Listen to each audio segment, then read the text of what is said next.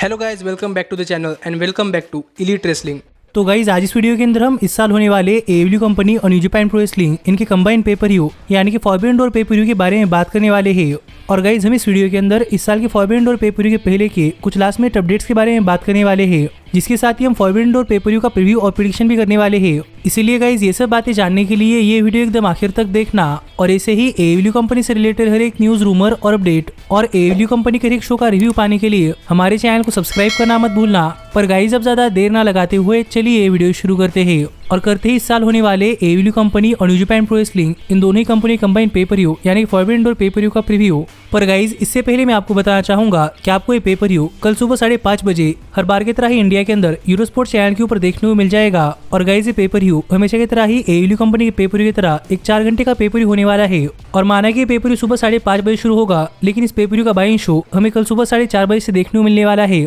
जो बातें मुझे लगा कि आपको बतानी चाहिए कि पेपर व्यू कल सुबह 5:30 बजे शुरू होने वाला है और इस पेपर व्यू का बाइंग शो 4:30 बजे शुरू होने वाला है। और जो पहला मैच जो कि एडब्ल्यू कंपनी और न्यू जापान प्रो रेसलिंग इन दोनों ही कंपनी के फॉरबिडन डोर पेपर व्यू के बाइंग शो के लिए कंफर्म हो चुका है, वो है कीथ ली और स्क्वाश सिटलैंड और एल डेस्पेराडो और योशिनोबु कनेमा इनके बीच में एक नॉर्मल टैग टीम मैच। और अगर यहाँ पर हम बात करें इस मैच की बैक स्टोरी की, तो गाइज यहाँ पर इस मैच के लिए कोई भी बैक स्टोरी नहीं है और एडब्ल्यू कंपनी ने ये मैच एकदम लास्ट मोमेंट पर इस साल के फॉरबिडन डोर पेपर व्यू के बाइंग शो के लिए बुक कर दिया है, जहाँ पर मेरे हिसाब से ये मैच इस साल के फॉरबिडन डोर पेपर व्यू के ऊपर एक बहुत ही बढ़िया मैच हो सकता है। और अगर यहाँ पर हम बात करें इस मैच की विनर की, तो गाइज मुझे यहाँ पर देखने में ऐसा लग रहा है कि यहाँ पर एल डेस्पेराडो और योशी कनेमा ये मैच जीतने वाले हैं, क्योंकि हम हाल फिलहाल में देख रहे हैं कि कीथ ली और स्क्वाश सिटलैंड के बीच में नहीं बन रही। इसीलिए मुझे लग रहा है कि यहाँ पर कीथ ली और स्क्वाश सिटलैंड ये मैच हारने वाले हैं। लेकिन गाइज जो अगला मैच जो कि एडब्ल्यू कंपनी ने इस फॉरबिडन डोर पेपर व्यू के बाइंग शो के लिए ऑफिशियल एडवर्टाइज किया है, वो है द फैक्ट्री के क्यूटी मार्शल और एरन सोलो वर्सेस हिरोकी गोटो और योशीहाशी के बीच में एक नॉर्मल टैग टीम मैच। और गाइज ये मैच भी एडब्ल्यू कंपनी और न्यू जापान प्रो रेसलिंग इन दोनों ही कंपनियों ने एकदम लास्ट मोमेंट पर इस साल के फॉरबिडन डोर पेपर व्यू के बाइंग शो के लिए बुक कर दिया है। इसलिए इस मैच के लिए भी कोई बैक स्टोरी नहीं है, लेकिन गाइज इस मैच के अंदर हिरोकी गोटो को रेसल करते हुए देखने के लिए मजा आएगा। और यहाँ पर भी अगर यहाँ पर हम बात करें इस मैच की विनर की, तो गाइज यहाँ पर मुझे ऐसा लग रहा है कि हिरोकी गोटो और योशीहाशी मैच जीतने वाले हैं। पर गाइज जो अगला मैच जो कि एडब्ल्यू कंपनी ने इस साल के फॉरबिडन डोर पेपर व्यू के बाइंग शो के लिए ऑफिशियल एडवर्टाइज किया है, वो है एडब्ल्यू कंपनी और न्यू जापान प्रो रेसलिंग इनके तरफ से एक 8-मैन टैग टीम मैच, जहां पर मैक्स कैस्टर और गन क्लब मिलकर DKC, Kevin night, Alex Colin और यूमिरो को फेस करते हुए दिखाई देने वाले हैं। और गाइज इस मैच के लिए भी कोई स्टोरी नहीं है और एडब्ल्यू कंपनी ने ये मैच एकदम लास्ट मोमेंट पर इस साल के बाइंग शो के लिए ऑफिशियल एडवर्टाइज किया है, जो मैच मेरे हिसाब से इस साल के फॉरबिडन डोर पेपर व्यू के बाइंग शो के ऊपर एक बहुत ही बढ़िया मैच हो सकता है। और मेरे हिसाब से हमें इस मैच के अंदर गन क्लब और मैक्स कैस्टर ये मैच जीतते हुए दिखाई दे सकते हैं, क्योंकि आजकल हम देख रहे हैं कि गन क्लब और मैक्स कैस्टर इन्हें एडब्ल्यू कंपनी के शोज के ऊपर काफी ज्यादा टीवी टाइम मिल रहा है। इसीलिए मेरे हिसाब से गन क्लब और मैक्स कैस्टर ये मैच जीतने वाले हैं। और पहली बार एडब्ल्यू कंपनी ने अपने बाइंग शो के लिए काफी सारे मैचेस एडवर्टाइज किए हैं, तो देखना पड़ेगा कि सभी मैचेस कैसे होते हैं। पर इसके बाद जो पहला मैच जो एडब्ल्यू कंपनी और न्यू जापान प्रो रेसलिंग इन दोनों ने इस साल के फॉरबिडन डोर पेपर व्यू के लिए ऑफिशियल एडवर्टाइज किया है, वो है एडब्ल्यू कंपनी के मेंस डिवीजन से एक 8-मैन टैग टीम मैच, जहां पर हमें बुलेट क्लब मिलकर डोर स्वीट एटीट्यूड को फेस करते हुए दिखाई देने वाले हैं। और आप देख सकते हैं कि इस मैच के अंदर कौन कौन सुपरस्टार इन्वॉल्व होने वाले हैं। और अगर यहाँ पर हम बात करें इस मैच की बैक स्टोरी की, तो गाइस फिर एक बार इस मैच के लिए लगभग कोई बैक स्टोरी नहीं है, पर मैं इस मैच के अंदर पहली बार स्टिंग और डार्बी अलिन मिलकर यंग बक्स के खिलाफ जाते हुए दिखाई देने वाले हैं। और यहाँ पर कई सालों बाद यंग बक्स पहली बार बुलेट क्लब का हिस्सा होने वाले हैं, तो यहाँ पर ये मैच देखने के लिए मजा आएगा। और मेरे हिसाब से ये मैच इस साल के फॉरबिडन डोर पेपर व्यू के ऊपर एक बहुत ही बढ़िया मैच हो सकता है, क्योंकि हम जानते हैं कि यंग बक्स बहुत ही बढ़िया मैचेस देते हैं। लेकिन अगर यहाँ पर हम बात करें इस मैच की विनर की, तो गाइज मेरे हिसाब से डोर्स विद एटीट्यूड मैच जीतने वाले हैं। लेकिन गाइज इसके बाद जो अगला मैच जो कि एडब्ल्यू कंपनी ने इस साल के फॉरबिडन डोर पेपर व्यू के लिए ऑफिशियल एडवर्टाइज किया है, वो है एडब्ल्यू कंपनी की विमेंस डिवीजन से एडब्ल्यू कंपनी की विमेंस वर्ल्ड हेवीवेट चैंपियनशिप के लिए एक नॉर्मल 1-on-1 मैच, जहां पर मैं थंडर रोजा अपनी women's world heavyweight championship Tony storm के अगेंस्ट डिफेंड करती हुई दिखाई देने वाली है। और हम इन दोनों के बीच में काफी दिनों से एडब्ल्यू कंपनी के शोज के ऊपर देख रहे हैं कि इन दोनों के बीच में काफी टेंशन बढ़ रही है। और मैं फाइनली पहली बार फॉरबिडन डोर पेपर व्यू के ऊपर थंडर रोजा अपनी चैंपियनशिप टोनी स्टॉर्म के अगेंस्ट डिफेंड करती हुई दिखाई देने वाली है।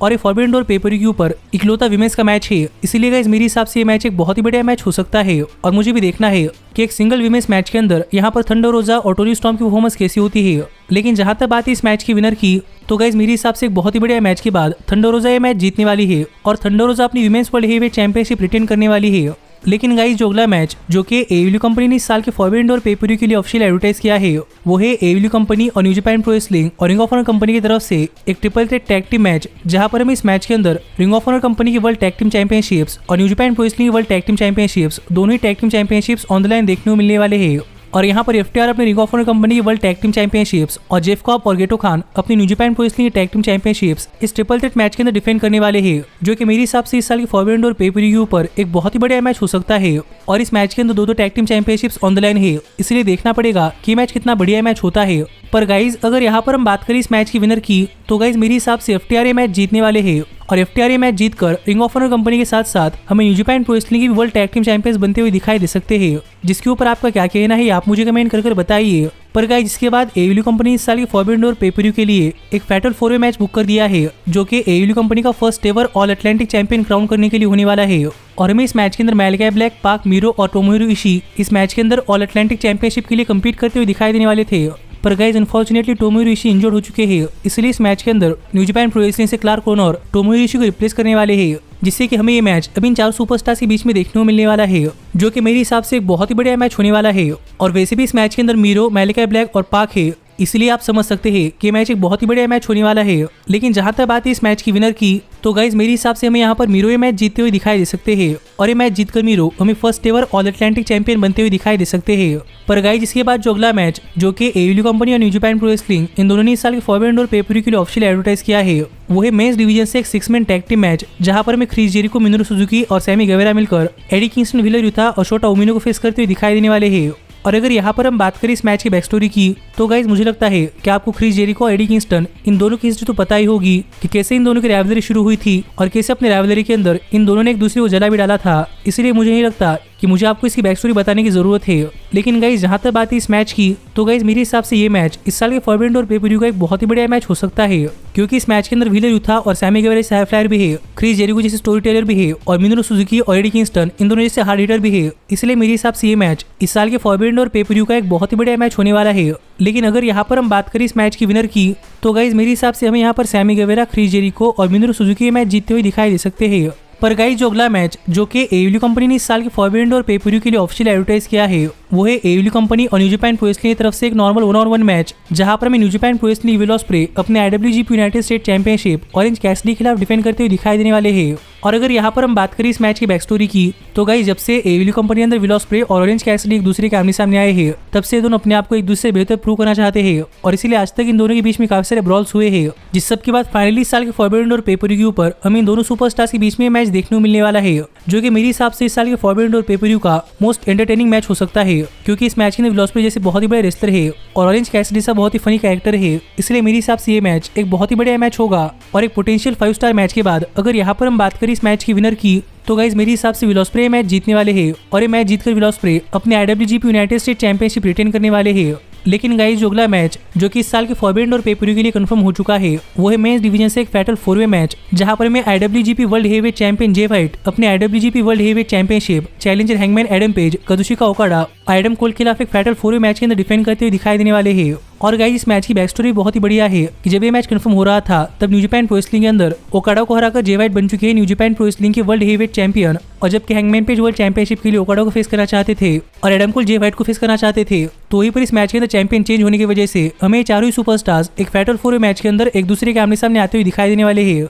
जो कि इस मैच के लिए बहुत ही बढ़िया बैक स्टोरी है। पर गाइज मेरे हिसाब से ये मैच भी एक बहुत ही बढ़िया मैच होने वाला है और हमें प्रॉब्ली इस मैच के अंदर जे व्हाइट और एडम कोल और ओकाडा और पेज मिलकर काम करते हुए दिखाई दे सकते हैं और कई पॉइंट्स पर हमें सभी सुपरस्टार एक दूसरे के खिलाफ भी जाते हुए दिखाई दे सकते हैं। लेकिन अगर यहाँ पर हम बात करें इस मैच की विनर की, तो गाइज मेरे हिसाब से यहाँ पर भी पोटेंशियल 5 स्टार मैच के अंदर हमें जे व्हाइट अपनी IWGP world heavyweight championship retain करते हुए दिखाई दे सकते हैं और जे व्हाइट स्टिल रहेंगे IWGP वर्ल्ड हेवीवेट चैंपियन। पर गाइज जो अगला मैच, जो कि इस साल के फॉरवर्ड और पे पर व्यू के लिए कंफर्म हो चुका है, वो है मेंस डिवीजन से एक नॉर्मल 1-on-1 मैच, जहां पर हमें ज़ैक सेवियर जूनियर एक मिस्ट्री ओपोनेंट को फेस करते हुए दिखाई देने वाले हैं। और अगर यहाँ पर हम बात करें इस मैच की बैक स्टोरी की, तो गाइस ज़ैक सेवियर जूनियर चाहते थे कि उनका मैच ब्रायन डेयर्स के खिलाफ हो, पर ब्रायन इंजर्ड है, इसलिए ब्रायन ने कहा है कि ज़ैक सेवियर जूनियर का मैच एक मिस्ट्री ओपोनेंट के खिलाफ होगा, जो कि ब्रायन जैसा एक बहुत ही बड़ा टेक्निकल रेसलर है। इसीलिए गाइस यहाँ पर ज़ैक सेवियर जूनियर के ओपोनेंट के तौर पर काफी सारे नाम सामने आ रहे हैं, जैसे कि हाल ही में WWE कंपनी से रिलीज हुए रॉड्रिक स्ट्रॉन्ग, जो कि एक बहुत ही बड़ा टेक्निकल रेसलर है, ली मोरियाटी, जो कि AEW कंपनी के बहुत ही बड़ा टेक्निकल रेसलर है, जोनाथन ग्रेशम, जो कि रिंग ऑफ ऑनर कंपनी के बहुत ही बड़ा टेक्निकल रेसलर है,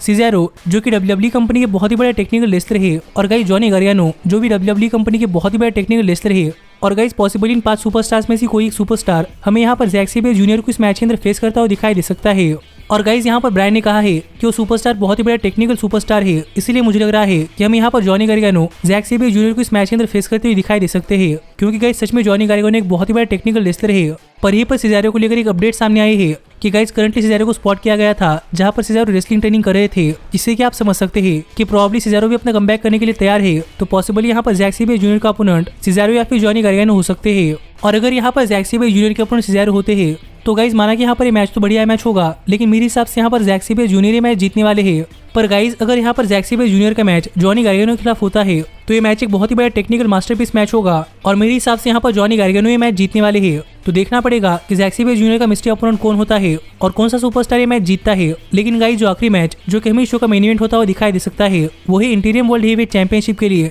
जॉन मॉक्सली और हिरोशी तनाहाशी के बीच में एक नॉर्मल 1-on-1 मैच। और अगर यहाँ पर हम बात करें इस मैच की बैक स्टोरी की तो गाइज कई सालों से जॉन मॉक्सली हिरोशी तनाहाशी के खिलाफ एक मैच चाहते थे और अनफॉर्चुनेटली सीएम पंक इंजर्ड हुए हैं, इसलिए हम इंटीरियम वर्ल्ड चैंपियनशिप के लिए जॉन मॉक्सली हिरोशी तनाहाशी को फेस करते हुए दिखाई देने वाले हैं, जो कि जॉन मॉक्सली करियर का आज तक का सबसे बड़ा मैच है। जो कि इस मैच के लिए बहुत ही बड़ा बैक स्टोरी है कि कैसे डेस्टिनी की वजह से जॉन मॉक्सली और हिरोशी तनाहाशी एक दूसरे के आमने सामने आ चुके हैं। लेकिन गाइज अगर यहाँ पर हम बात करें इस मैच की तो गाइज मेरे हिसाब से ये मैच इस साल के फॉरबिडन डोर पेपर के ऊपर एक बहुत ही बड़ा मैच हो सकता है। लेकिन अगर यहाँ पर हम बात करें इस मैच की विनर की तो गाइज यहाँ पर मुझे ऐसा लग रहा है कि जॉन मॉक्सली ये मैच जीतने वाले हैं और मॉक्सली ये मैच जीतकर बन जाएंगे पहले AEW इंटीरियम वर्ल्ड हेवीवेट चैंपियन। पर गाइज यहीं पर मॉक्सली की जीत को लेकर एक काफी इंटरेस्टिंग अपडेट सामने आ रही है कि हमें पॉसिबली इस मैच के अंदर जॉन मॉक्सली अपना हील टर्न करते हुए दिखाई दे सकते हैं। जो अगर होता है तो गाइज ये मेरे हिसाब से इस साल के फॉरबिडन डोर पेपर के ऊपर एक काफी बड़ी चीज होने वाली है। पर मेरे हिसाब से जॉन मॉक्सली मैच जीतने वाले हैं। जिन रिजल्ट प्रेडिक्शन के ऊपर आपका क्या कहना है आप मुझे कमेंट कर बताइए। और कल हमारे चैनल के ऊपर फॉरबिडन डोर पेपर का रिव्यू वीडियो देखना मत भूलना।